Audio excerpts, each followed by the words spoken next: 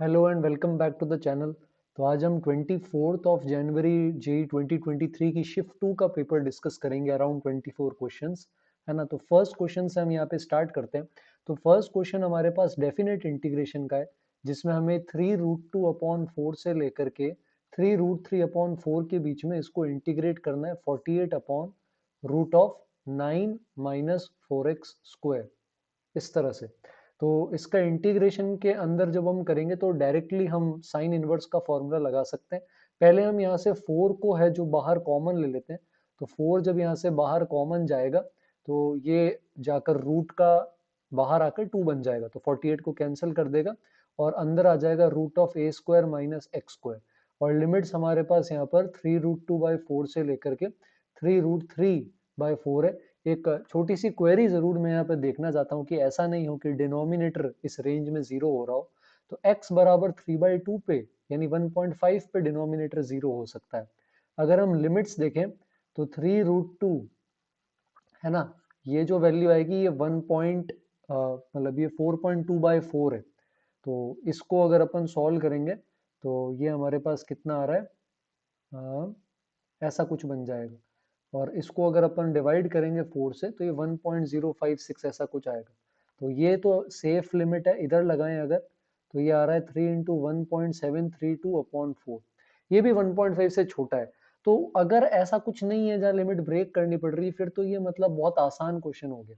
तो क्वेश्चन ये definite integration का है ना, क्लास 12th का है। लिमिट भले डेफिनेट की है, करना इनडेफिनेट के तरीके से ही है और इजी कैटेगरी में हम इसको रख सकते हैं।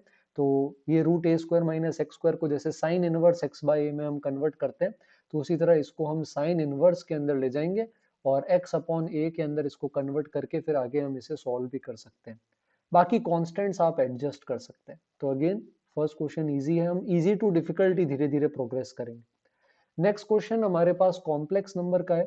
तो ये क्वेश्चन क्लास 11th का है और क्लास 11th के अंदर कॉम्प्लेक्स नंबर का क्वेश्चन है और आइलर फॉर्म आती है तो स्टैंडर्ड है। पेपर 1 जो शिफ्ट 1 थी वो भी आइलर फॉर्म थी, तो इजी ही है। बट अगर किसी को कॉम्प्लेक्स से थोड़ी सी घबराहट है तो हम मॉडरेट में रख सकते हैं। तो अभी के लिए मैं 2π/9 को थीटा अज्यूम किया, 2 थीटा मान लेते हैं, तो थीटा π/9 ले लेते हैं। ये जो 2π/9 है ये 2 थीटा ले लेते हैं। तो ये हमारे पास ऐसा हो गया 1 + cos 2 थीटा प्लस के अंदर आ जाएगा आयोटा साइन 2 थीटा। डिनोमिनेटर अगर अपन सॉल्व करने जाएंगे बेटा तो ये आ जाएगा 1 + cos 2 theta minus iota sine 2 theta. तो अब आप यहाँ ट्रिग्नोमेट्री को आपको अप्लाई करना पड़ेगा। तो ये ऊपर 2 cos² theta plus 2 iota sine theta cos theta ऐसा आ जाएगा। डिनोमिनेटर में अगर हम जाएंगे तो ये बन जाएगा 2 cos² theta minus 2 iota sine theta cos theta. तो आप यहाँ पर देख सकते हो कि 2 cos थीटा कॉमन आकर ऊपर और नीचे कट हो जाएगा। और अगर हम आइलर फॉर्म यहाँ पर यूज करने जाएं तो ऊपर वाला एक्सप्रेशन सिंपली ई की पावर आयोटा थीटा है बेटा, और नीचे ई की पावर माइनस आयोटा थीटा है, इसका क्यूब निकाल रहे हो। तो ये ई की पावर आयोटा 2 थीटा का क्यूब बन जाएगा, जिसको अपन ई की पावर आयोटा 6 थीटा लिख सकते हैं। तो ये बन जाएगा cos 6 theta plus iota sine 6 theta. अब थीटा π/9 है तो थीटा π/9 पुट करते ही ये लड्डू हो गया। ठीक है, तो मॉडरेट रख दिया है पर मेरे हिसाब से ये इजी है। Complex number class 11th, Euler form या यूलर फॉर्म भी कुछ लोग बोलते हैं। नेक्स्ट पर आएंगे हम, क्वेश्चन नंबर 3। आई थिंक इस पेपर का ये इजीएस्ट क्वेश्चन है। तो यहाँ दो वेक्टर्स दे रखे हैं और वो परपेंडिकुलर बोला है। तो कुछ रिसोर्सेज पे मुझे ऑनलाइन ऑर्थोगोनल लिखा हुआ मिला था, कहीं पे परपेंडिकुलर था, बात सेम है। दो वेक्टर्स ए वेक्टर और बी वेक्टर परपेंडिकुलर है तो ए डॉट बी जीरो हो जाएगा। तो आप यहाँ I cap plus 2j cap plus M K cap जो आपको दे रखा है और I cap minus 2j cap plus M K cap का डॉट प्रोडक्ट ले लेंगे तो ये 1 - 4 + m² 0 आ जाएगा। यहाँ से आपके पास m की वैल्यू आ जाएगी। तो क्लास 12th का वेक्टर्स का क्वेश्चन है, बट अगेन 12th का होते हुए वेक्टर्स का होते हुए भी इजीएस्ट क्वेश्चन है इस पेपर का। आगे बढ़ते हैं हम। नेक्स्ट क्वेश्चन हमारे पास डिटर्मिनेंट चैप्टर से है, जहां हमारे पास सिस्टम ऑफ इक्वेशंस है और इनफाइनाइट सॉल्यूशन आ रहे हैं। तो इनफाइनाइट सॉल्यूशन के अंदर अगर आपको क्रैमर्स रूल पता हो तो क्रैमर्स रूल के अकॉर्डिंग हम यहाँ पर डेल्टा डेल्टा 1 जिसको डेल्टा एक्स भी बोलते हैं, डेल्टा 2 जिसको डेल्टा वाई भी बोलते हैं और डेल्टा 3 जिसको डेल्टा जेड बोलते हैं, ये जीरो करेंगे। तो आपके पास तीन इक्वेशंस यहाँ पर दे रखी है। अगर आप इसे देखेंगे तो डेल्टा आपके पास आ जाएगा 1 2 0, 1 -372 और 1 1 लैम्डा। अगेन ये मेमोरी बेस्ड है तो कुछ हो सकता है कॉन्स्टेंट्स ऊपर नीचे हो, तो आपको एक तो ये डिटर्मिनेंट जीरो करना है, फिर आप डेल्टा एक्स निकाल लो जिसमें आप फर्स्ट कॉलम को, या डेल्टा जेड निकाल लेते हैं। तो डेल्टा जेड में आप क्या करोगे, पहले दोनों कॉलम्स जो हैं वो तो आप एज इट इज रखोगे, थर्ड कॉलम की जगह कॉन्स्टेंट्स का कॉलम आ जाएगा और इसको भी अपन क्या कर देंगे, जीरो कर देंगे। तो इस तरह से डेल्टा एक्स डेल्टा वाई भी जीरो करके हम लैम्डा और म्यू की वैल्यूज या उसमें रिलेशन निकाल सकते हैं। तो अगेन डिटर्मिनेंट का ये क्लास 12th का इजी क्वेश्चन है जो आप इसको अटेम्प्ट कर सकते थे आराम से। नेक्स्ट पे आते हैं। तो देखने पर ये होमोजेनस डिफरेंशियल इक्वेशन लग रही है, अगर आप इसको सॉल्व करोगे तो ये क्लास 12th का डिफरेंशियल इक्वेशन का क्वेश्चन है। अगेन इजी ही है, होमोजेनस या लीनियर डिफरेंशियल इक्वेशन से अपन इसको अप्रोच कर सकते हैं। ठीक है, तो ये देखने पर तो हमें यही लगता है कि ये लीनियर डिफरेंशियल नहीं होमोजेनस है, पर एक बार अलग अलग करेंगे ना तो हम इसको लीनियर भी आई थिंक शायद बना पाएंगे। तो हम इसको डिवाइड कर देते हैं, डिवाइड करने पर ये ऐसा हो जाएगा y बाई एक्स और माइनस में आ जाएगा x अपॉन 3y। तो इसको मैं लेकर जा रहा हूँ लेफ्ट साइड के अंदर, थोड़े से मॉडिफिकेशंस लगाते ही ये इक्वेशन लीनियर डिफरेंशियल इक्वेशन में कन्वर्ट हो जाएगी। आप यहाँ पर अगर देखें तो y से डिवाइड कर सकते हैं आई गेस, नहीं बट उससे भी नहीं हो रहा। तो क्या कोई तरीका है हमारे पास इसको लीनियर में कन्वर्ट करने का? ओके, अगर एलसीएम लेते तब भी ठीक है। तो अगर लीनियर चमक रही है तो ठीक है, नहीं तो फिर होमोजीनस तो है ही। तो y बराबर अगर आप vx रख दोगे तो dy बाई डी बन जाएगा v plus x dv by D, differentiation किया और कुछ भी नहीं है ना, dy बाई डी की जगह ऊपर y को vx रख देंगे। तो कॉमन लेना जरूर आपको आता है तो आप कॉमन ले सकते हैं, नीचे भी y को आप vx रख देंगे तो ये चला जाएगा। अब आप राइट हैंड साइड में लाएं तो लीनियर करने की जरूरत नहीं बेटा, वैसे ही इंटीग्रेटिंग फैक्टर और वो सब सोचना पड़ेगा, ऐसा जाना ही नहीं है, सिंपल आ जाएगा। आप एलसीएम लेकर इधर v भेज के सब्ट्रैक्ट करोगे तो बड़ा ही सिंपल वेरिएबल सेपरेशन हो गया। प्लस सी निकालने के लिए भी डेटा दे रखा है x बराबर 1 पे y बराबर 1। तो ये एनसीईआरटी लेवल का ही क्वेश्चन है जो अपन अभी स्टार्टिंग से देख रहे हैं। जो अभी तक के सारे क्वेश्चंस अपन ने देखे हैं ये बिल्कुल एनसीईआरटी लेवल है, इसमें कुछ भी नहीं है। तो ये इजीली +4 वाले क्वेश्चंस है, लड्डू बोल सकते हैं, है ना। तो नेक्स्ट पर आते हैं अपन, है ना, अगले क्वेश्चन पर अप्रोच करने की कोशिश करते हैं। इसमें देखते हैं अपन किस तरह से इसको ट्राई कर सकते हैं। तो ये वापस परम्यूटेशन कॉम्बिनेशन, तो पहली शिफ्ट में भी हमने देखा था 2 पीएनसी के क्वेश्चंस थे, यहाँ भी हमको मिलने वाले हैं। तो 7000 से बड़े नंबर चाहिए विदाउट रिपीटिशन, जो हम 3 5 6 7 8 इनसे बना सकते हैं। तो बेटा 3 5 6 7 8 है ना, ये 5 डिजिट है। तो 5 डिजिट नंबर अगर आप बनाओगे तो वो ऑब्वियसली 4 डिजिट नंबर 7000 से बड़ा ही होगा। तो विदाउट रिपीटिशन 5 डिजिट के 5 फैक्टोरियल 120 नंबर्स बना सकते हो। 4 डिजिट के अंदर आपको ध्यान रखना पड़ेगा, क्या ध्यान रखना पड़ेगा कि स्टार्टिंग के अंदर 3 5 6 नहीं आए, वरना 7000 से छोटा हो जाएगा। तो स्टार्टिंग के अंदर आप 7 या 8 रख सकते हो। तो आपके पास यहाँ पे 2 चॉइसेस है। फर्स्ट प्लेस पर आप इनमें से कुछ भी रखोगे तो एक नंबर यूज हो जाएगा। अब 3 प्लेसेस हैं और ये 4 नंबर हैं तो मल्टीप्लीकेशन रूल लगाओ, है ना। तो यहाँ 4 चॉइसेस, फिर एक और खत्म हो गया, फिर 3 चॉइसेस होंगी, फिर एक और नंबर चला जाएगा और लास्ट में 2 चॉइसेस हो जाएंगी। तो 2 इंटू 4 इंटू 3 इंटू 2 करेंगे तो 48 आ जाएगा। सिंपली सबका सम कर देना है। तो ये पीएनसी का क्वेश्चन है, क्लास 11th का क्वेश्चन है और अगेन वेरी इजी है। और अगर थोड़ा भी आपने पीएनसी प्रैक्टिस किया है, बेसिक लेवल भी, पीवाईक्यू हार्ड क्वेश्चंस नहीं भी किए, तब भी आप केसेस लेकर इसको कर सकते हैं। नेक्स्ट क्वेश्चन पर आ जाएंगे। ये वापस दिखने में मैट्रिक्स का क्वेश्चन है, अगर आपको मैट्रिक्स का मीनिंग पता है तो ये एक्चुअली आपका जो क्वेश्चन है तो ये क्लास 11th पीएनसी पर ही मैं जाऊंगा। हाँ, वर्ड जरूर मैट्रिक्स दिख रहा है बट ये इजी क्वेश्चन है। सिंपल सा बोल रहा है कि 5 क्रॉस 5 की आपको क्या करनी है, 1 2 3 4 5, 1 2 3 4 5, 1 2 3 4 5 और नीचे भी ऐसी 2 रोज ले लेंगे 1 2 3 4 5। ऐसी एक मैट्रिक्स है 5 क्रॉस 5 की और हर रो हर कॉलम का सम क्या होना चाहिए, 1 होना चाहिए। तो अगर किसी को ये नहीं आता तो मैं थोड़ा सा इसको मॉडरेट में रखने के लिए तैयार हूँ, बट क्वेश्चन एक लाइन का है बेटा। तो हर रो हर कॉलम का सम 1 आना चाहिए। तो जैसे पहली रो फिल करनी है, फिल करने के लिए सिर्फ 0 और 1 है, तो एक बार 1 आएगा 4 जगह 0 आएगा, ऑब्वियस बात है। तो आप 5 में से एक 5C1 से एक जगह सेलेक्ट कर लो जहां 1 रखोगे, बाकी दोनों जगह क्या आएगा 0। अब क्योंकि कॉलम में भी सम 1 ही है तो अब 1 के नीचे सब जगह ऑटोमेटिकली क्या हो गया 0। अब सेकंड रो पर आओगे आप, इसमें अब 4 ही ब्लैंक्स बचे हैं, एक और 1 रखना है यहाँ पे, तो 4 में से एक ही जगह 4C1 आपने मान लो एक जगह 1 रख दिया, तो बाकी सब जगह 0 आएंगे, जहां 1 रखा है नीचे कॉलम में सब जगह 0 आ जाएगा। तो अब अगली बार सिर्फ 3 ही जगह बचेगी थर्ड रो में 1 रखने के लिए, फिर 2 ही जगह बचेगी, फिर एक ही जगह बचेगी। तो ये simple 5 into 4 into 3 into 2 into 1 multiplication rule है, बट थोड़ा लॉजिकल पार्ट है, तो अपन इजी की जगह मॉडरेट चले जाते हैं इसके साथ। मैट्रिक्स वर्ड है बट कंसेप्ट क्लास 11th का ही यूज हो रहा है। नेक्स्ट पे आएंगे, ये क्वाड्रेटिक टाइप बोल सकते हैं क्योंकि रिड्यूसिबल टू क्वाड्रेटिक है, तो क्लास 11th के भी अपन को काफी क्वेश्चंस देखने को मिल रहे हैं शिफ्ट के अंदर, और इजी है। आपको बस ये पता होना चाहिए कि x plus one by x को t लेट करना है।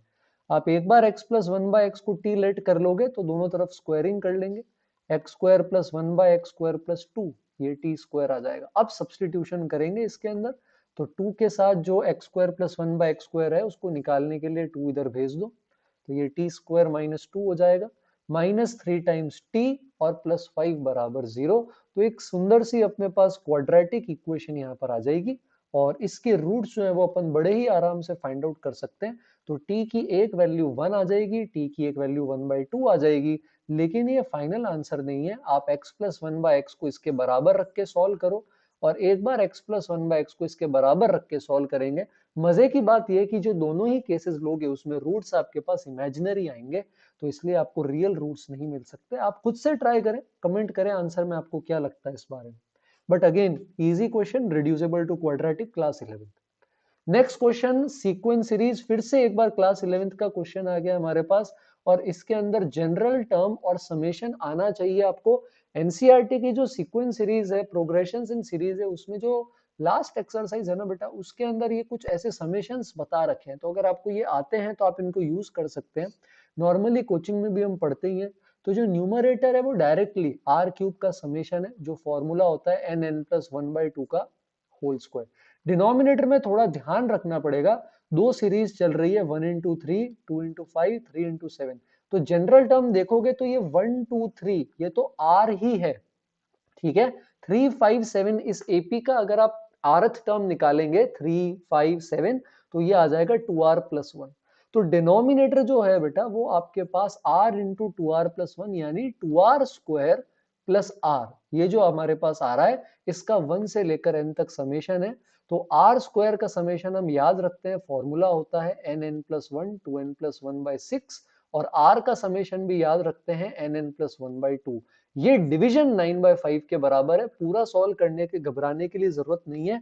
आप यहाँ देखोगे कि न्यूमरेटर डिनोमिनेटर में nn+1 तो कैंसिल ही हो जाएगा, उसके बाद एक सिंपल सी क्वाड्रेटिक आएगी जो सॉल्व करने पर आंसर आपके पास आ जाएगा। तो ये आपको ट्राई करना है। मेरे को पर्सनली ये क्वेश्चन इजी लगता है। आप मुझे कमेंट्स में बता सकते हैं आपका इस समेशन पे क्या व्यूज है ना। नेक्स्ट पर आते हैं अपन, और ये क्वेश्चन वैसे लॉजिकल क्वेश्चन है, बट क्योंकि ये एक बार एडवांस में और एक बार या दो बार मेंस में रिपीट हो चुका है अलग अलग डेटा में, तो अगर आपने पीवाईक्यूज प्रैक्टिस करें तो आपके लिए ये फंक्शंस क्लास 12th चैप्टर का बिल्कुल ही हलवा सवाल है, ठीक है। तो अगर आप रिकॉल कर पाएंगे, है ना, तो क्लास 12th का ये क्वेश्चन है। अब यहाँ पर अगर आप ये सीरीज देखोगे ना, जैसे पहला टर्म है 1/2023, लास्ट टर्म जो फंक्शन के अंदर है वो है 2022/2023, टोटल 2022 टर्म्स है 1 से 2022 तक। सेकंड, आप अगर ये पेयर बनाओगे ना, पेयर्स बनाने फर्स्ट और लास्ट, 2/2023 और लास्ट में आप ले लो 2021/2023, और ऐसे 1011 पेयर्स बन सकते हैं। अगर आप इन सबके इनपुट्स एनालाइज करोगे तो इसमें एक बात कॉमन है कि भाई यहां अगर आपका इनपुट x है तो इसका मतलब यहाँ आपका इनपुट 1 - x है। जैसे 2/2023 को 1 में से हटाओगे तो 1 में से 2/2023 हटाने पर 2021/2023 आएगा। तो सब में जब सेम पैटर्न बन रहा है तो इससे अच्छा हम यही निकाल लेते हैं, अगर ये कांस्टेंट आ गया तो मजा आ जाएगा। तो fx दे रखा है 4 की पावर x/4 की पावर x+2, f(1 - x) 4 की पावर 1 - x/4 की पावर 1 - x+2 आएगा। यहाँ पावर जो नेगेटिव है उसको आप डिवीजन में भेज के थोड़ा सा सॉल्व करेंगे बेटा, तो सॉल्व करने पर कॉमन लेके कट करने पर ये कुछ इस तरह से आपके पास आ जाएगा। तो इन दोनों चीजों का fx और f of 1 minus x का सम 1 आ रहा है जो कांस्टेंट है, ऐसे 2022 नंबर से 1011 पेयर्स बन सकते हैं और सबका सम 1 है, इसीलिए फाइनल आंसर 1011 हमारे पास आ जाएगा। तो ये PYQs में आ रखा है, क्वेश्चन लॉजिकली मॉडरेट है, बट अगेन मैं इजी रेट करूंगा क्योंकि PYQs से डायरेक्ट क्वेश्चन निकल के आया है। ओके, नेक्स्ट पर आते हैं, ये मैट्रिसेस का क्वेश्चन है ना। इजी साइड है, अगर आपको एडजॉइंट और ए इनवर्स के डिटर्मिनेंट की प्रॉपर्टीज पता है, मैं एक बार रिकॉल करवा देता हूँ। एडजॉइंट ए का डिटर्मिनेंट होता है डिटर्मिनेंट ए की पावर n-1, जहां n मैट्रिक्स का ऑर्डर है। डिटर्मिनेंट ऑफ ए इनवर्स होता है 1/, determinant of A, obviously inverse है तो डिटर्मिनेंट ए 0 नहीं होगा। और लास्टली अगर दो मैट्रिक्स का मल्टीप्लीकेशन डिटर्मिनेंट में है और दोनों स्क्वायर मैट्रिसेस है तो आप उनको अलग कर सकते हो। तो अगर आप यहां पर देखोगे इसके केस के अंदर, तो adjoint of adjoint of adjoint 3 बार है बेटा, तो डिटर्मिनेंट ए की पावर n-1 3 बार आएगी तो n-1 का क्यूब बन जाएगा। तो ये बन जाएगा डिटर्मिनेंट ऑफ ए n3 है, 2 का क्यूब 8, ये 12 की पावर 4 हो जाएगा। तो डिटर्मिनेंट ऑफ ए जो निकल कर आएगा ना आपके पास, ये डिटर्मिनेंट ए प्लस का या माइनस का आप ले सकते हैं, क्वेश्चन में इतना ही डेटा अवेलेबल है मेमोरी बेस्ड, तो ये आपके पास √12 आ जाएगा। ऑब्वियसली प्लस माइनस हो सकता है, जिसको अपन 2√3 भी बोल सकते हैं प्लस माइनस का। अब यहाँ पर A inverse of adjoint A है तो आप इसका डिटर्मिनेंट दोनों का अलग कर देंगे। ए इनवर्स का डिटर्मिनेंट होता है 1/डिटर्मिनेंट ए, एडजॉइंट ए होगा डिटर्मिनेंट ए की पावर n-1। ये सॉल्व होकर डिटर्मिनेंट ए ही बन जाएगा जो हमने निकाला है।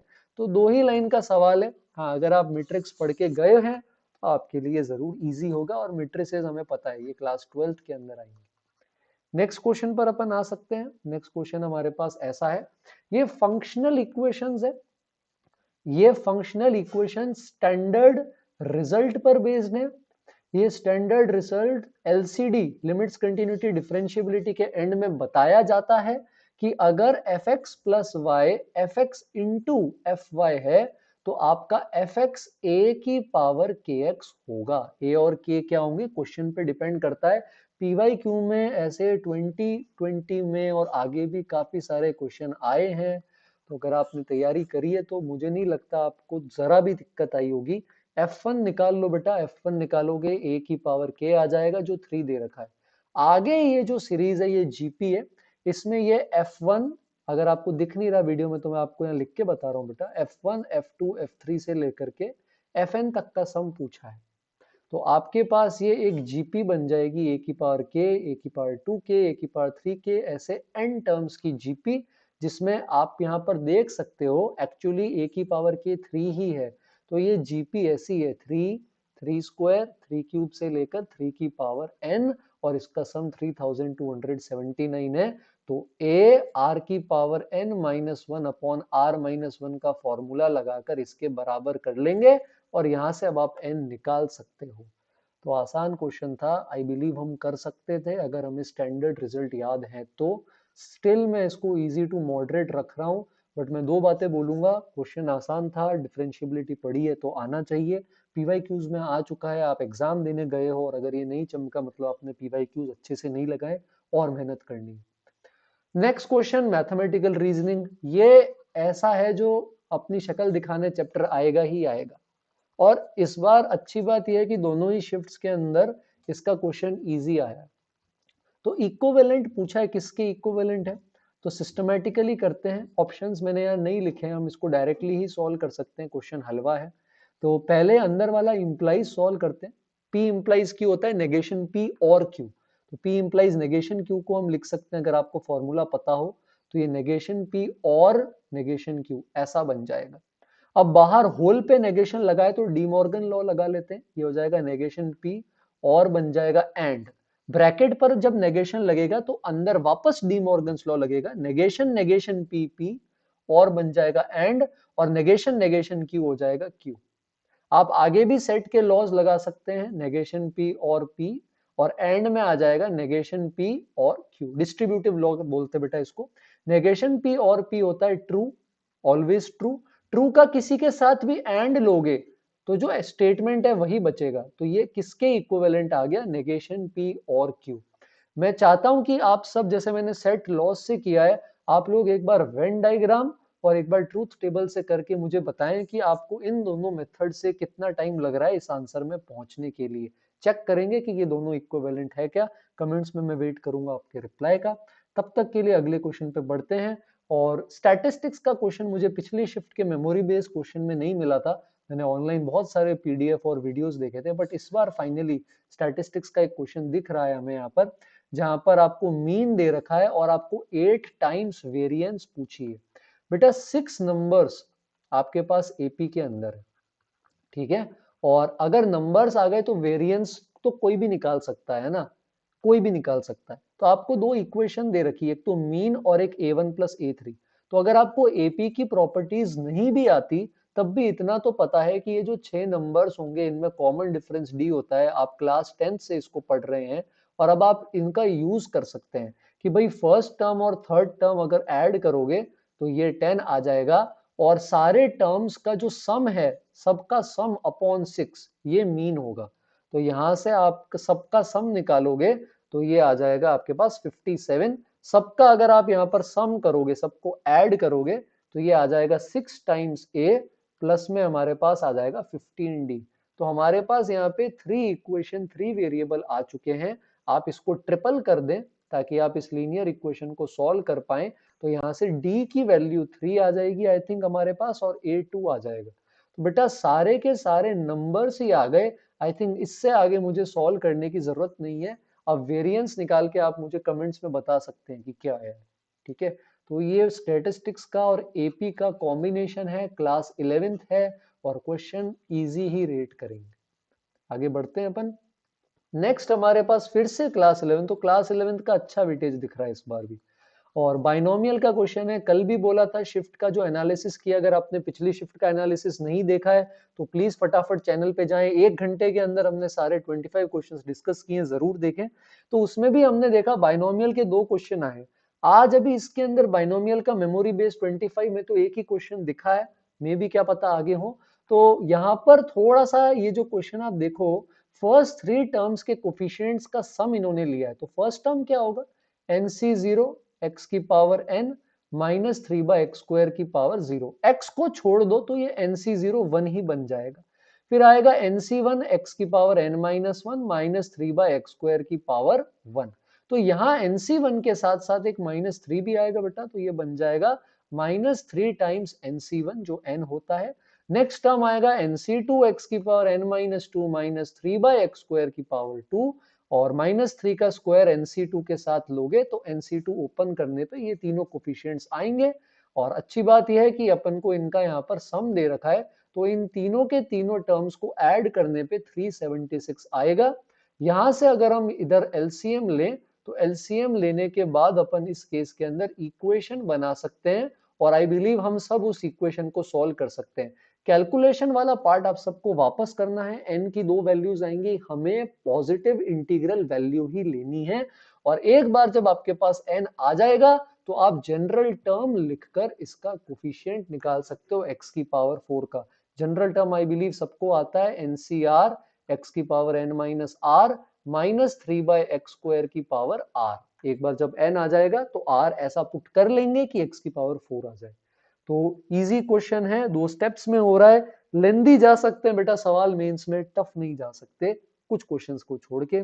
आगे बढ़ते हैं क्लास 11th बाइनोमियल के इस इजी सवाल से। नेक्स्ट सवाल जो है ये पहला ऐसा क्वेश्चन है जो थोड़ा सा टफ या मॉडरेट तो नहीं, टफ ले लेते हैं।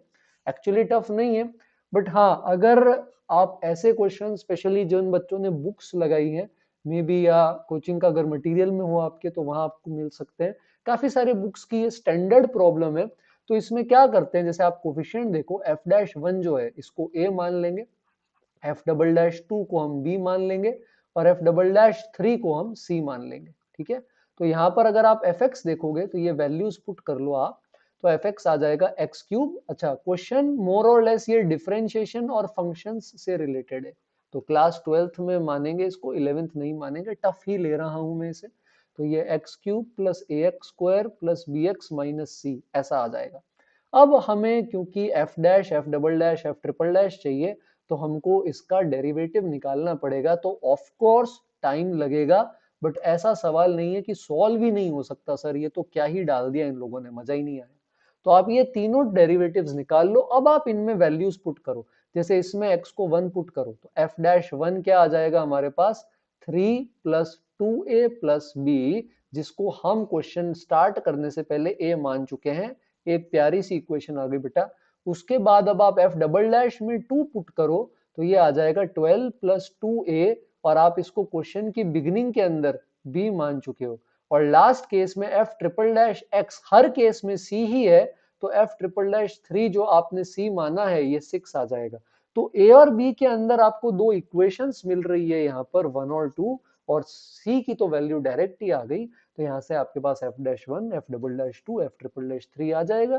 क्वेश्चन पहले से देखा हुआ है तो बड़ा ही हलवा है, नहीं देखा हुआ है तो ऑफ कोर्स थोड़ा सोचना पड़ेगा। नेक्स्ट क्वेश्चन पर आते हैं। ट्रिग्नोमेट्री का सवाल है। डायरेक्ट ट्रिग्नोमेट्री के सवाल कम आते हैं, बट यहाँ ऑफ कोर्स हम ऐसा एक सवाल देख पा रहे हैं। थोड़ा सा मॉडरेट मानकर चलेंगे बेटा, इसको थोड़ा सा सॉल्व करना पड़ेगा, सोचना पड़ेगा। क्लास 11th की ट्रिग्नोमेट्री इक्वेशंस का क्वेश्चन मान सकते हैं। तो tan पाई cos थीटा इधर ही रखते हैं, है ना। tan पाई sin थीटा यहाँ दे रखा है, अगर आप देख पा रहे हैं इमेज में, तो इसको अपन राइट हैंड साइड में भेज देते हैं। और ये जो माइनस दिख रहा है ना आपको, इस माइनस को अपन यहाँ अंदर भेज देंगे, तो ये माइनस पाई sin थीटा हो जाएगा। अब बेटा अगर tan थीटा बराबर tan अल्फा लेते हैं, तो इसका जनरल सॉल्यूशन लिखते हैं थीटा बराबर n पाई प्लस अल्फा। तो यहाँ भी अपन कुछ ऐसा ही करने वाले हैं। पाई cos थीटा बराबर लिख लेंगे n पाई, और ये अल्फा मान के यहाँ पर चिपका देते हैं। सबसे पहले बेटा पाई से पाई उड़ा दो, है ना, और फिर cos theta plus sin theta बराबर n आ जाएगा, जहां n कोई भी आई रिपीट कोई भी इंटीजर हो सकता है यहाँ पे। तो कुछ भी वैल्यू मत ले लेना, इंटीजर ले सकते हो। अब आपने ट्रिग्नोमेट्री में रेंज निकालना सीखा है, तो a cos theta plus b sin theta की रेंज होती है root A square plus B square maximum value, और minus root A square plus B square minimum value. और क्योंकि थीटा 0 से 2 पाई है, तो सारी वैल्यूज पॉसिबल है। तो इसका मतलब cos theta plus sin theta minus root 2 से रूट 2 आ गया है। इसके बीच में n तीन ही वैल्यूज ले सकता है, -1, 0 और 1। तो अब आपका ये काम हो गया कि आपको तीन इक्वेशन सॉल्व करनी है। cos theta plus sin theta -1, cos theta plus sin theta 0, और लास्ट में आपके लिए आ जाएगा cos theta plus sin theta बराबर 1। ओके, कैसे सॉल्व करेंगे हम इसे?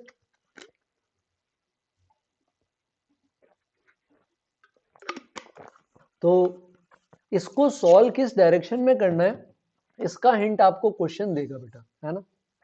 तो sine theta plus pi by 4 के स्क्वायर का सम पूछा है। तो इसका मतलब क्वेश्चन हमें कह रहा है, क्या कह रहा है, कान लगा के ध्यान से सुनो।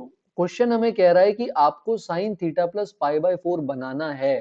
तो मान लो आप ये इक्वेशन ले रहे हो कि सर हम ये सॉल्व कर रहे हैं, cos theta plus sine theta बराबर 1, तो दोनों तरफ रूट 2 से डिवाइड कर दो, तो ये बन जाएगा sine theta by root 2 plus cos theta by root 2, और ये आ जाएगा 1 बाय रूट 2। और हमें पता है sign A cos B plus cos A sine B लेंगे, तो ये sign theta plus pi by 4 बन जाएगा, और इसकी वैल्यू 1 बाय रूट 2 आ जाएगी। इसी तरह आप बाकी दोनों में भी क्या कर सकते हैं, -1 बाय रूट 2 बना सकते हैं, और एक जगह 1 बाय रूट 2 डिवाइड करके भी 0 ही रहेगा। तो sine theta plus pi by 4 की ये तीन अलग अलग value 0, 1 by root 2, -1 by root 2 आ जाएंगी, और इनके स्क्वायर का सम पूछा है, तो ये इस तरह से निकालेंगे। तो अगेन ट्रिग्नोमेट्रिक इक्वेशन का है, मॉडरेट टू टफ मान सकते हैं, बट डुएबल है अगर आपने इक्वेशंस की प्रैक्टिस करी है। ज्यादा अभी इसके बारे में बात नहीं करेंगे, आगे बढ़ेंगे और रिलेशंस के क्वेश्चन पे आ जाएंगे।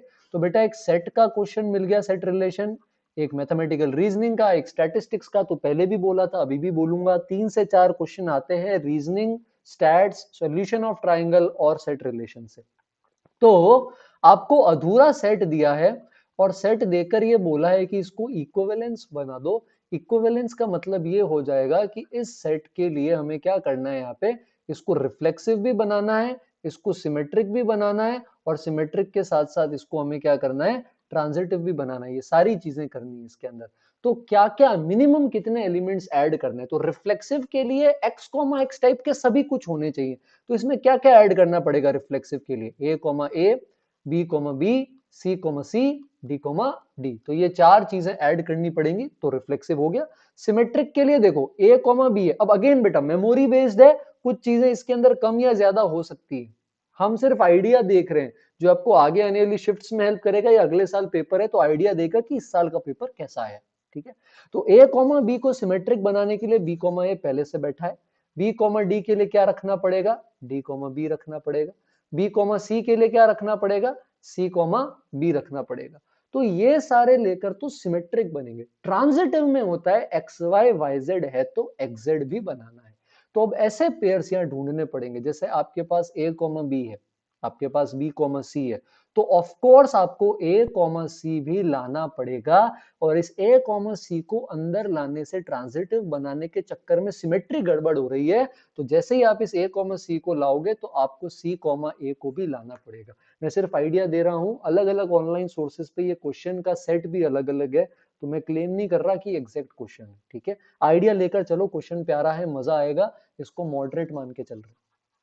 ठीक है, नेक्स्ट में जैसे ए बी और बी सी लिया, और क्या पेयर ले सकते हैं अपन, बताओ, और कोई पेयर आपको दिमाग में आ रहा है जो अपन ले सकते हैं इसके अंदर, ये सारे ही हैं एसिमेट्री वाले जो यहाँ पर है, तो यहाँ पर हम क्या ले सकते हैं, कोई सेट ऐसे छूटना नहीं चाहिए है ना, वरना गड़बड़ हो जाएगी।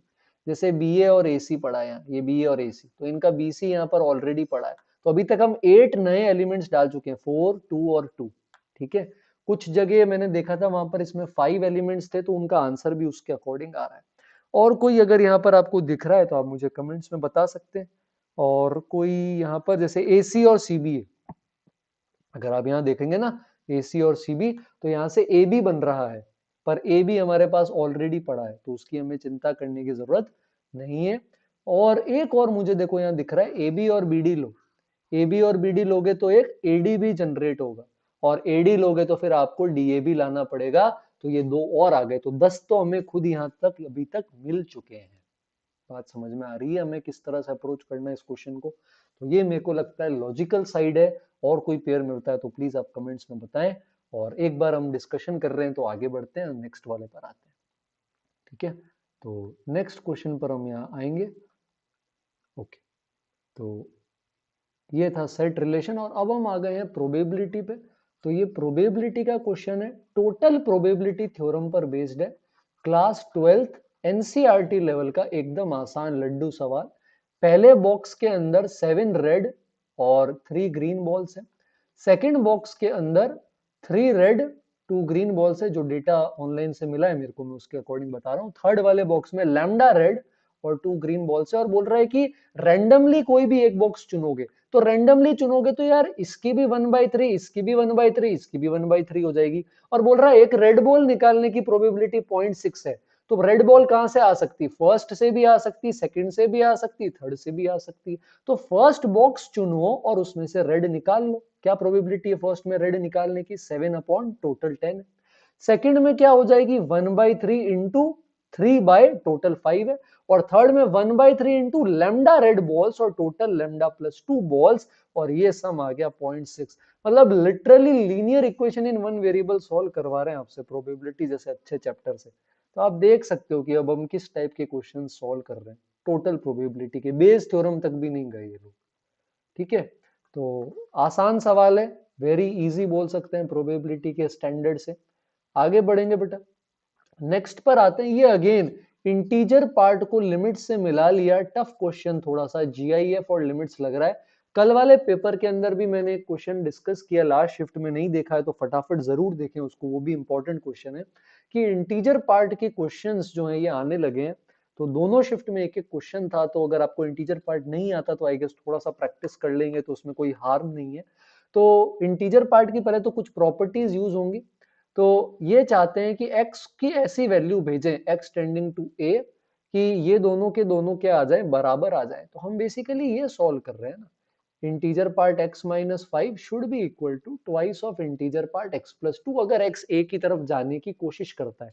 ऑब्वियसली लिमिट है तो लेफ्ट हैंड राइट हैंड का ध्यान रखना पड़ेगा। एग्जैक्ट क्वेश्चन क्या था किसी को नहीं पता है, मेमोरी बेस्ड कर रहे हैं।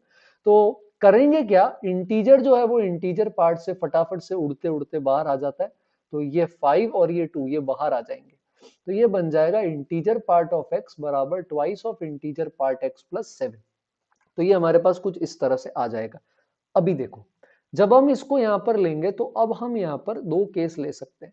एक तो x को खुद को इंटीजर ही मान लेते हैं, तो इंटीजर पार्ट x लोगे तो ये तो i ही आएगा, इंटीजर पार्ट 2x लोगे तो 2i आ जाएगा, प्लस में बचेगा 7, तो i बराबर आ जाएगा -7।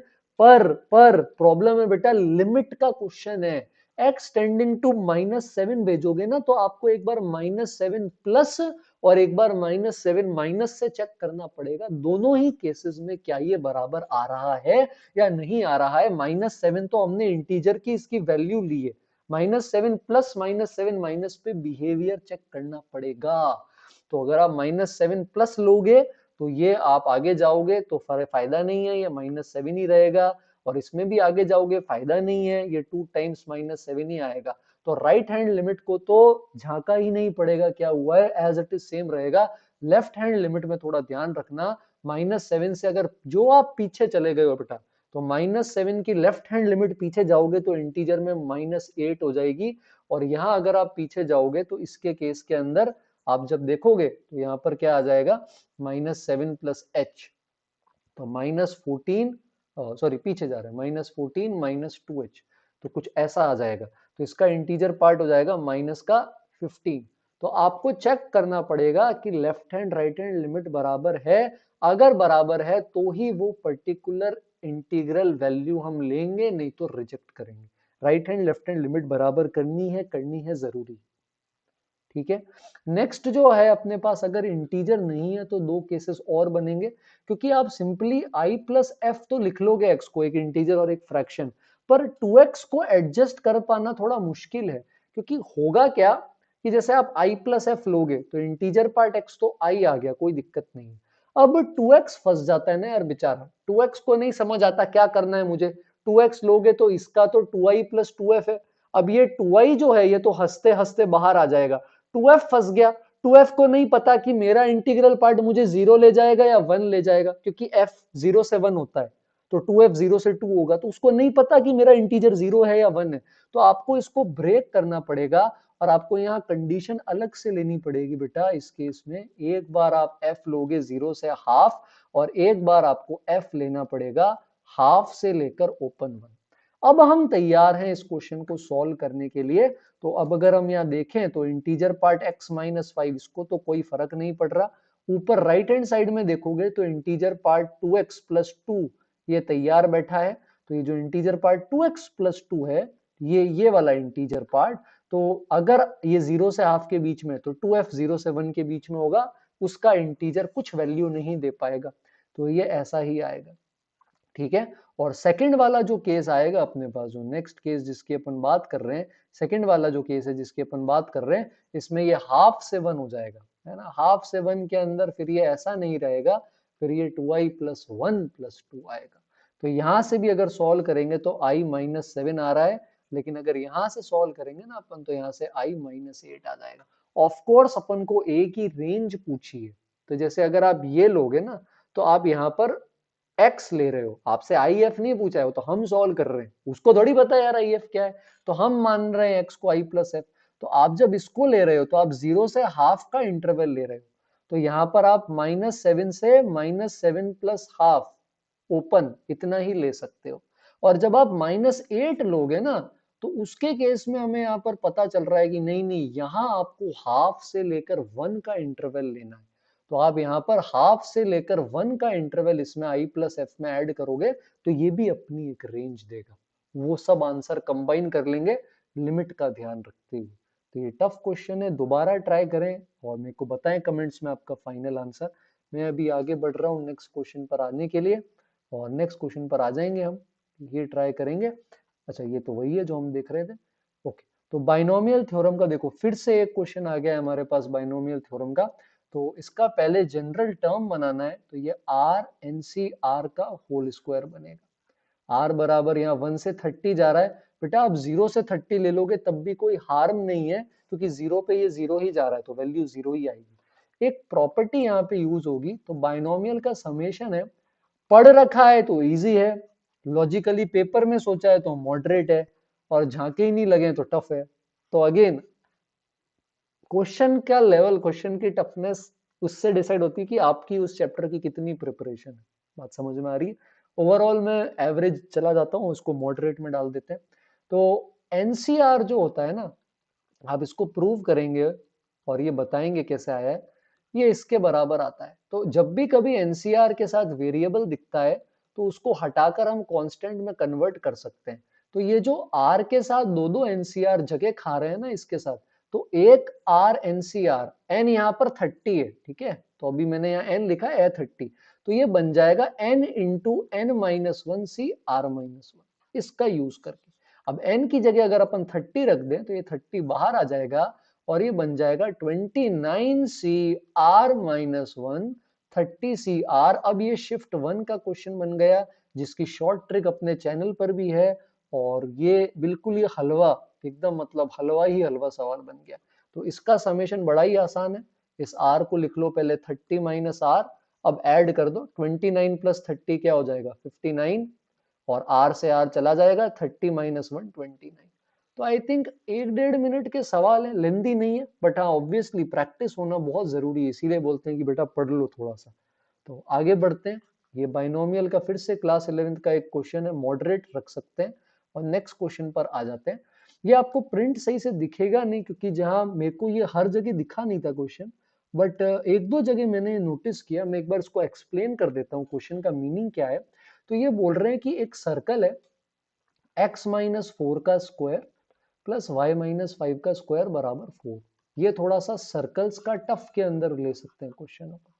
तो आई स्टिल बिलीव कि शिफ्ट 1 से शिफ्ट 2 5% टू 10% थोड़ी सी अच्छी थी। ओके, ओवरऑल फिर भी दोनों इजी थी, बट 5 to 10% शिफ्ट 1 से शिफ्ट 2 ज्यादा अच्छी थी। मतलब शिफ्ट 1 में अगर आपने 25 में से 23 सवाल अटेम्प्ट किए हैं, तो शिफ्ट 2 में आप 25 में से 20 तक आराम से कर सकते थे। 25 कर लिए तो और अच्छी बात है, कम किए हैं तो अगली शिफ्ट की तैयारी करो। तो इसका सेंटर 4,5 है बेटा, रेडियस है 2। अब बोल रहे हैं कि लोकस निकालना है कॉर्ड के मिड पॉइंट का, है ना, मिड पॉइंट का, ये h k मान लेता हूं, इसके मिड पॉइंट का लोकस निकालना है जो सेंटर पे कोई एंगल बना रहा है θ1। तो आप जब इसका लोकस निकालोगे ना, तो आप देखोगे कि ये h के मिड पॉइंट का लोकस भी एक सर्कल आएगा। तो उस सर्कल के इन्होंने 3 लोकस निकलवाए हैं कि अगर θ1 60 डिग्री है तो उस लोकस का रेडियस r1 आएगा, अगर θ2 2π/3 120 डिग्री है तो इस मिड पॉइंट का जो लोकस आएगा उसका उसका जो भी रेडियस है वो r2 आएगा। अब θ3 आप हमको बता दो, अगर अगर r1 स्क्वायर जो है वो r2 square plus r3 square के बराबर है, r3 वार3 जो है r3 θ3 के लिए आ रहा है। तो मैं एक थीटा के लिए जनरल बताता हूं, उसके बाद मजा ही आ जाएगा। तो क्वेश्चन टफ लिखा है, बट कोऑर्डिनेट की प्रैक्टिस करेंगे तो जरूर बनेगा। तो कोऑर्डिनेट का क्वेश्चन है ये, है ना, इसको अपन ट्राई करते हैं। एक सेकेंड, मिनिमाइज हो गया, ऑल राइट, राइट। तो अब अगर अपन इस पर आ जाएं, इसके केस के अंदर यहाँ पर हम देखें एक बार, तो अब यहाँ पे क्या करेंगे अपन, सिंपल ट्रिग्नोमेट्री और डिस्टेंस फॉर्मूला यूज करेंगे। जैसे ये आपका 2 है, ये भी 2 है, और ये जो है इसके केस के अंदर ये डिस्टेंस हमें नहीं पता, ठीक है, तो इस डिस्टेंस को मैं अभी के लिए r1 मान लेता हूं, ठीक है, और ये 4,5 है, ये h k है। तो अब जो भी थीटा यहाँ बना होगा, जैसे पहले केस में θ1 60 डिग्री था, तो ये 30-30 हो गया होगा। प्रोजेक्शन तो लेना आता ही है आपको, तो ये r1 आ जाएगा अपने पास 2 cos 30 डिग्री। और लोकस जो आएगा वो क्या आएगा, लोकस आएगा h-4 का स्क्वायर k-5 का स्क्वायर बराबर डिस्टेंस फॉर्मूला से r1 स्क्वायर। तो ये भी सेम सर्कल ही आया है, सेम सेंटर है, बस रेडियस जो है ये 2 नहीं है, ये 2 cos 30 डिग्री। तो आप इतना समझ सकते हो बेटा कि अगर एंगल 60 पे 30 आ रहा है, तो कोई भी r अगर निकालना होगा और एंगल थीटा है तो क्या आ जाएगा, 2 cos θ/2 आ जाएगा। तो अगर सेंटर पे 60 डिग्री बना रहा है तो R1 है 2 cos 30 डिग्री। अगर सेंटर पे 120 डिग्री बना रहा है तो 2 cos 60 डिग्री आ जाएगा। और अगर सेंटर पे कुछ थीटा बना रहा है तो 2 cos θ/2 आ जाएगा। अब अगर इन्होंने कोई रिलेशन दिया है अपन को इस केस में कि R1 स्क्वायर जो है वो R2 square plus R3 square है, तो अपन इसका यूज आराम से कर सकते हैं। अगेन ये रिलेशन थोड़ा सा ये ब्लर ही था, तो एग्जैक्ट नहीं पता है कि किसका स्क्वायर किन दोनों के स्क्वायर के सम के बराबर है। इसको मान लेते हैं, फिलहाल इसका स्क्वायर कर लो तो ये ऐसा आएगा। R2 का स्क्वायर कर लेंगे तो कुछ ये आ जाएगा, फिर R3 का भी स्क्वायर कर लोगे तो ये आ जाएगा। तो इसको सॉल्व करने पर आप देखेंगे cos square theta by 2 half आ रहा है, मतलब cos थीटा बाई 2 1/√2 है, यानी थीटा बाई 2 45 है और थीटा 90 डिग्री π/2 क्वेश्चन का आंसर है। तो लोकस का सवाल है, डिस्टेंस फॉर्मूला लग रहा है, लॉजिक लग रहा है, सोचना है, इसलिए टफ ले रहा हूं, बट इजी है क्वेश्चन। जो इन्होंने यहाँ फ्रेम किया है, मेमोरी बेस्ड लैंग्वेज अच्छी नहीं है इसलिए वीडियोस में सॉल्व भी नहीं था जहां ऑनलाइन देखा है, बट हमने किसी तरह से इसको कर लिया है। बट याद रखना लोकस चीज इंपॉर्टेंट है। तो आगे बढ़ेंगे और नेक्स्ट क्वेश्चन पर अब अपन यहाँ पर आ जाते हैं, और ये था हमारा सर्कल्स। नेक्स्ट पे आएंगे तो थोड़ा सा ब्लर है, मैं एक बार लिख लेता हूँ। ट्राइंगल एबीसी है आपके पास, ट्राइंगल एबीसी के अंदर ए बी सी बोल देते हैं, और एसी की इक्वेशन x-y/3। ये स्ट्रेट लाइंस का क्वेश्चन है, स्ट्रेट लाइंस का डायरेक्ट क्वेश्चन पहला दिखा है मुझे क्लास 11th, और इजी ही बोलूंगा। क्यों बोलूंगा, क्वेश्चन अभी देखते हैं। ए बी है x+2y बराबर 0, और बी सी अपने पास आ रहा है x+py बराबर 21a। सेंट्रॉइड अपनी मदद करने के लिए दे दिया इन्होंने। सेंट्रॉइड क्या है, 2, a, ये आ गया सेंट्रॉइड अपने पास। ठीक है, तो जैसे ये इंटरसेक्शन पॉइंट निकाल लो आप, है ना, इन दोनों को सॉल्व कर सकते हैं ना, कैसी हलवा लाइनें हैं। तो इन दोनों को सॉल्व कर लेते हैं, सब्ट्रैक्ट कर लेते हैं, y आ जाएगा -1, और x आ जाएगा यहाँ से 2। तो ये a वर्टेक्स है ना, a वर्टेक्स, ये 2, -1 आ जाएगा। बात समझ में आ रही। तो ये हमारे पास 2, -1 आ गया। अब सेंट्रॉइड हमें पता है, सेंट्रॉइड हमें दे रखा है, तो ये वाला जो होगा ना अपना, ये मीडियन होगा, और सेंट्रॉइड इसको 2:1 में डिवाइड करता है। तो हम सेक्शन फॉर्मूला लगा के ये वैल्यू यहाँ पे पुट कर सकते हैं। अलग अलग तरीके हैं देखो इसको अप्रोच करने के, है ना। तो अब जैसे अगर आप यहाँ देखोगे ना, तो इसके केस के अंदर एक तो यह है कि हम ये पॉइंट निकाल के इसमें पुट कर दें। दूसरा तरीका ऐसा भी है कि भाई आप बी और सी सॉल्व करो, इंटरसेक्शन निकालो, और उसमें भी आप क्या कर लोगे, सेंट्रॉइड का यहाँ पर आप फॉर्मूला लगा दो, उससे भी आ सकता है। ये भी तरीका हो सकता है। तो सेंट्रॉइड 2, a आपको दे रखा है। मेरे को अभी के लिए सबसे इंटरेस्टिंग अप्रोच यही लग रही है कि हम यहाँ पर पहले 2:1 रूल लगाते हैं कि भाई ये 2 होता है, ये 1 होता है, और ये वाला जो पॉइंट है इसको अभी के लिए अपन मान लेते हैं h, k, और ये वाला पॉइंट है हमारे पास 2, -1, ये 2, a है। सेक्शन फॉर्मूला के लिए अब हम तैयार हैं, तो 2h+2/3 ये 2 आ जाएगा, और 2k-1/3 ये a आ जाएगा। तो यहाँ से h आ जाएगा 2, और k की वैल्यू आ जाएगी 3a+1/2। तो ये जो पॉइंट निकल कर आया ना अपने पास, ये पॉइंट अपने पास क्या आ रहा है, 2, 3a+1/2 ऐसा। तो ये वाला जो पॉइंट है, ये नीचे वाली जो लाइन है, कौन सी, x+py बराबर 21 है, इस पर ये क्या करेगा, लाई करेगा। तो अपन इसमें पुट कर देंगे, तो यहाँ से अपन को a और p और इन दोनों के अंदर क्या मिल जाएगा, एक रिलेशन मिल जाएगा यहाँ से। बात समझ में आ रही। तो ये जो 2, 3a+1/2 है, इसको उठाकर अगर अपन नीचे पुट कर दें, तो कैलकुलेशन एक बार वापस कर लेना। मैं अभी फर्स्ट टाइम आप बच्चों के साथ ही सॉल्व कर रहा हूँ, तो कैलकुलेशन वाला पार्ट आप ही को ट्राई करना, इनकेस कोई मिस्टेक हो जाए तो ये एक इक्वेशन आ गई। ठीक है। अच्छा, दूसरी चीज जिसकी हम यहाँ पे बात कर सकते हैं कि ये जो हम यहाँ देख रहे हैं, जैसे ये मीडियन है, तो ये वाले दोनों इससे क्या हो जाएंगे, बाइसेक्ट हो जाएंगे ऐसा। तो आप ये वाला पॉइंट ऑफ इंटरसेक्शन निकालो, आप ये वाला भी पॉइंट ऑफ इंटरसेक्शन निकालोगे, तो मिड पॉइंट वही आएगा जो हमने भी लिया था। ठीक है, तो आपको पी और ए के बीच में एक और रिलेशन चाहिए, तो आप बी और सी कोऑर्डिनेट्स चाहिए ना, तभी तो लेंथ आ पाएगी। तो आप उसके केस के अंदर एक रिलेशन जैसे मैंने बनाया है, ऐसा कोई भी एक रिलेशन दूसरा जो है, वो दूसरा रिलेशन आपको बनाना पड़ेगा। तो सेंट्रॉइड वाले फॉर्मूला लगाओगे तो उससे ये रिलेशन आएगा। दूसरे के लिए आपके पास ये लाइन की इक्वेशन है, और आपके पास ये लाइंस की भी इक्वेशन है, इनका भी यूज कर सकते हो। और बी सी होल स्क्वायर की जो वैल्यू आ रही है वो आप मुझे कमेंट्स में बता सकते हो। ठीक है, तो ये वापस स्ट्रेट लाइन का क्वेश्चन जो है हमारे पास आ गया। जनरली कुछ ना कुछ अच्छी वैल्यू हमें मिल जाती है ट्राइंगल की टाइप से, वो यहाँ मिल नहीं रही है, बट ठीक है, मेमोरी बेस्ड है तो इतना ही देखते हैं हम भी। अच्छा, नेक्स्ट क्वेश्चन में आपको दिखेगा नहीं, ये ऐसा ही शिफ्ट वन में आया था, 2 लाइंस दे रखी है, मैं यहाँ लिख देता हूँ। 3D का क्वेश्चन है ना। 3D के इसमें मेरे को ऑल दो थोड़े से कम क्वेश्चन दिखे शिफ्ट वन के कंपैरिजन में। डेटा अगेन थोड़ा सा गंदा दे देते हैं ये लोग, ताकि आपको डरा सके, है ना। भोले वाले बच्चों को ये डरा देते हैं इस तरह से डेटा देके, और फिर हमें बोल लगता है कि टफ आ गया, टफ नहीं है ना। तो ये आपके पास दो स्क्यू लाइंस है, और आपको लैम्डा की सारी वैल्यूज के स्क्वायर का सम चाहिए, इनके बीच का शॉर्टेस्ट डिस्टेंस है 6। तो ये मैंने लास्ट वीडियो में भी सॉल्व किया है, एंड तक नहीं जाऊंगा, मैं बता देता हूँ। स्क्यू लाइंस के बीच डिस्टेंस का फॉर्मूला होता है, आप में से कईयों को याद होगा। Box of a1 minus a2 vector, b1 vector, b2 vector direction ratios होते हैं, और नीचे डिवाइड कर देते हैं b1 क्रॉस b2 के क्रॉस प्रोडक्ट से। और इसका मॉड लेना मत भूलना बेटा, अगर आपने मॉड लेना आप भूल गए तो आपके लैम्डा की वैल्यूज कम आएंगी, और ऐसे ही ये फंसा देते हैं। ये इजी क्वेश्चन है लेकिन फिर भी फंस जाते हो बच्चे आप, है ना। तो मैं फिर से बोल रहा हूँ, बॉक्स लेना मत भूलना, बाहर मॉड लेना मत भूलना। तो आप a1 वेक्टर देखोगे तो a1 आएगा √6 माइनस √6 और a2 आएगा लैम्डा 2√6 3√6। तो a1 माइनस a2 वेक्टर जो बॉक्स प्रोडक्ट के लिए चाहिए, ये आ जाएगा √6 माइनस लैम्डा माइनस 3√6 माइनस 2√6। नीचे आ जाएंगे b1 b2 वेक्टर 1 2 3 और 3 4 5। ये तो आपका न्यूमरेटर है ये वाला। डिनोमिनेटर में आप पहले क्या करोगे, पहले आप b1 क्रॉस b2 निकाल लोगे, बड़ा ही हलवा है, वेक्टर्स पता है आपको। और फिर आप इसका क्या ले लोगे, मैग्नीट्यूड मॉड।